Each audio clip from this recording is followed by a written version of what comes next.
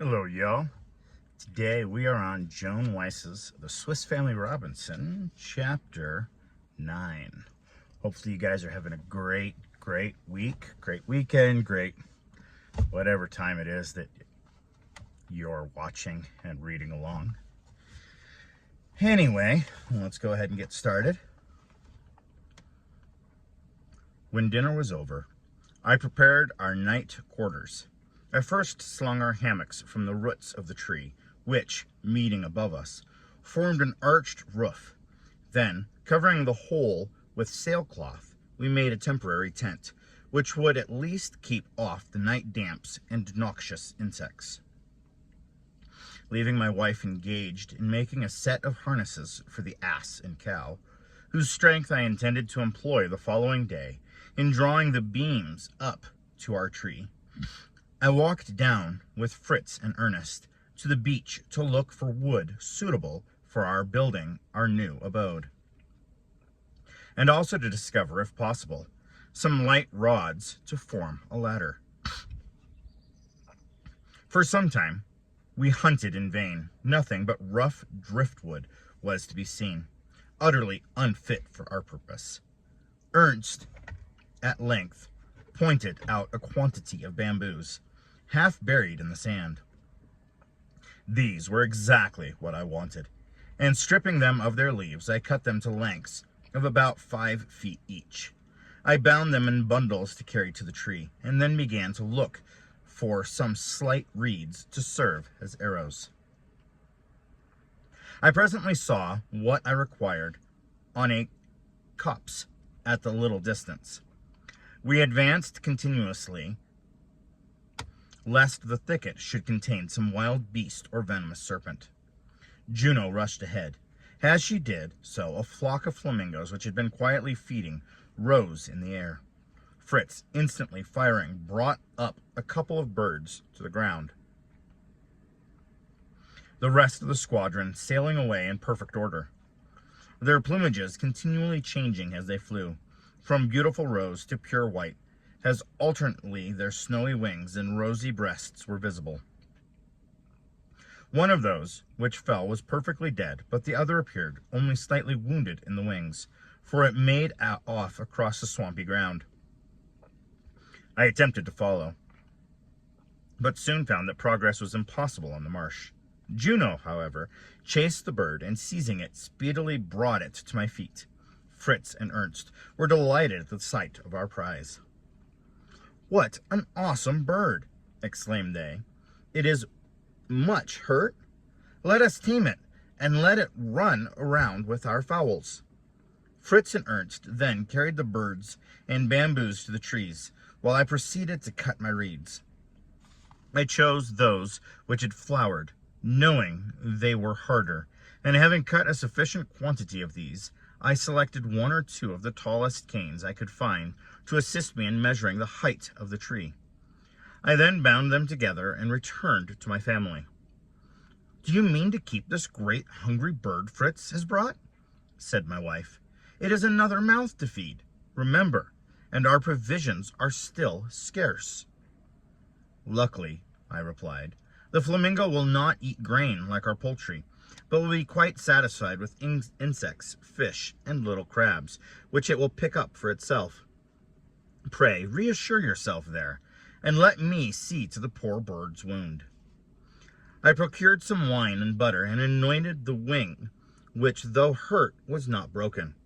I bound it up, and then took the bird to the stream, where I fastened it by a long cord to a stake, and left it to shift for itself. In a few days the wound was healed, and the bird, subdued by kind treatment, became rapidly tame. While I was thus employed, my sons were endeavoring to ascertain the height of the lowest branch of the tree from the ground. They had fastened together the long reeds I had brought, and were trying to measure the distance with them, but in vain. They soon found that where the rods 10 times their length, they could not touch the branch. "Halloo, my boys," I said when I discovered what they were about. "That is not the way to set to work. Geometry will simplify the operation considerably. With its help, the altitude of the highest mountains are ascertained. We may therefore easily find the height of the branch. So saying, I measured out a certain distance from the base of the tree and marked the spot. And then, by means of a rod whose length I knew, and imaginary lines, I calculated the angle subtended by the trunk of the tree from the ground to the root of a branch. This done, I was able to discover the height required and, to the astonishment of the younger children, announced that we should henceforth live 30 feet above the ground. This I wanted to know, that I might construct a ladder of the necessary length. Telling Fritz to collect all our cord, and the others to roll all the twine into a ball, I sat down, and taking the reeds, speedily manufactured half a dozen arrows, and feathered them from the dead flamingo. I then took a strong bamboo, bent it, and strung it as to form a bow. When the boys saw what I had done, they were delighted, and begged to have the pleasure of firing the first shot. No, no, said I did not make this for mere pleasure, nor is it even intended as a weapon. The arrows are pointless, Elizabeth. I continued to my wife, can you supply me with a ball of stout thread from your wonderful bag? Certainly, replied she. I think a ball of thread was the first thing to enter the bag. And diving her hand deep in, she drew out a very thing I wanted. Now, boys, I said, I am going to fire the first shot. I fastened one end of the thread to one end of my arrows and aimed at the large branch above me. The arrow flew upward, bore the thread over the branch, and fell at our feet. Thus was the first step in our undertaking accomplished. Now for the rope ladder. Fritz had obtained 2 cords, about 40 feet in length. These were stretched on the ground side by side. Then Fritz cut the bamboos into pieces of 2 feet for the steps of the ladder, and as he handed them to me, I passed them through knots which I had prepared on the ropes, while Jack fixed each end with a nail driven through the wood. When the ladder was finished, I carried over the bough of rope by which it might be hauled up. This done, I fixed the lower end of the ladder firmly to the ground by means of stakes, and was all ready for an ascent. The boys, who had been watching me with intense interest, were each eager to be first. Jack shall have the honor, said I, as he is the lightest. So up with you, my boy, and do not break your neck. Jack, who was active as a monkey, sprung up the ladder and quickly gained the top. 3 cheers for the nest, he exclaimed, waving his cap. Hurrah, hurrah for our jolly nest. What a grand house we will have up here. Come along, Fritz. His brother was soon by his side, and with a hammer and nails fastened the ladder yet more securely. I followed with an axe and took the survey of the tree. It was admirably suited to our purpose. The branches were very strong and so closely interwoven that no beams would be required to form a flooring. But when some of the boughs were looped and cleared away, a few planks would be quite sufficient. I now called for a pulley, which my wife fastened to the cord hanging beside the ladder. I hauled it up, and finding the boys rather in my way, I told them to go down, while I proceeded to fasten the pulley to the stout branch above me, that we might be able to haul up the beams we should require the next day. I then made other preparations, that there might be no delay on the morrow, and a bright moon having arisen, I, by its light, continued working until I was quite worn out, and then at length descended to have our supper. On a cloth spread upon the grass were arranged a roast shoulder of porcupine, a delicious bowl of soup made from the piece of the same animal, cheese, butter, and biscuits, forming a most tempting repast. Having done this ample justice, we collected our cattle, and the pigeons and fowls having retired to roost, on the neighboring trees and on the sides of our ladder. We made up a glorious fire to keep off any prowling wild beasts, and ourselves lay down. The children, in spite of the novelty of the hammock, were quickly asleep. In vain, I tried to follow their example. 1,000 anxious thoughts presented themselves, and as quickly as I dispelled them, others rose in their place. The night wore on, and I was still awake. The fire burned low, and I rose and replenished it with dry fuel. Then again I climbed into my hammock, and toward morning fell asleep. Early next morning we were astir, and dispersed to our various occupations. My wife milked the goats and cow, while we gave the animals their food, after which we went down to the beach to collect more wood for our building operations. To the larger beams we harnessed the cow and ass, while we ourselves dragged up the remainder. Fritz and I then ascended the tree, and finished the preparations I had begun the night before. All useless boughs were lopped off, leaving a few about 6 feet from the floor, from which we might sling our hammocks, and the others still higher to support a temporary roof or sailcloth. My wife made fast the planks to a rope passed through the block I had fixed to the boughs above us, and by this means Fritz and I hauled them up.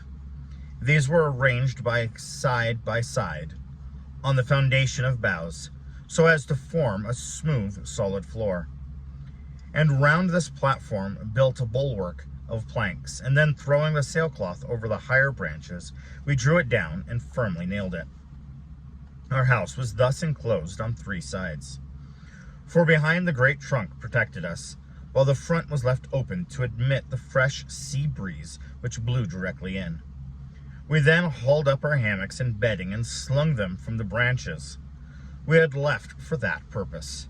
A few hours of daylight still remaining, we cleared the floor of leaves and chips, and then descended to fashion a table and a few benches from the remainder of the wood.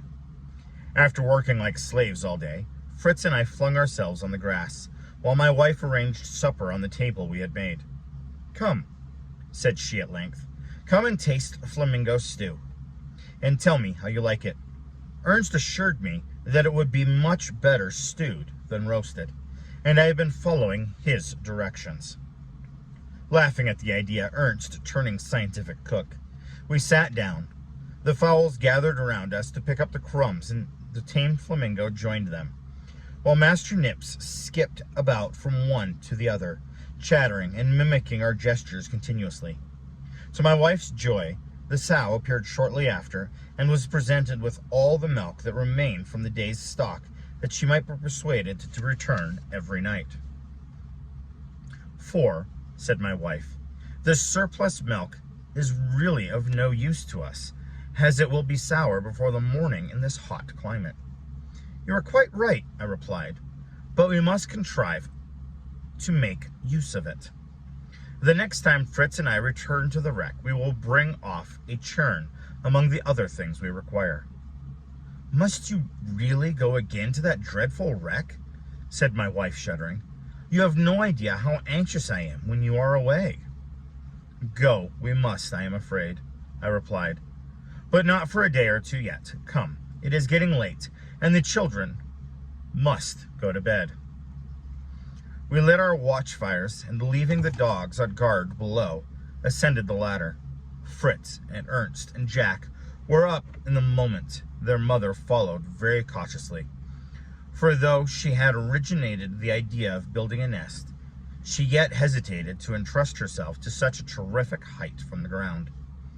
When she was safely landed in the house, taking little Franz on my back, I let go of the fastenings which secured the lower end of the ladder to the ground, and swinging to and fro, slowly ascended.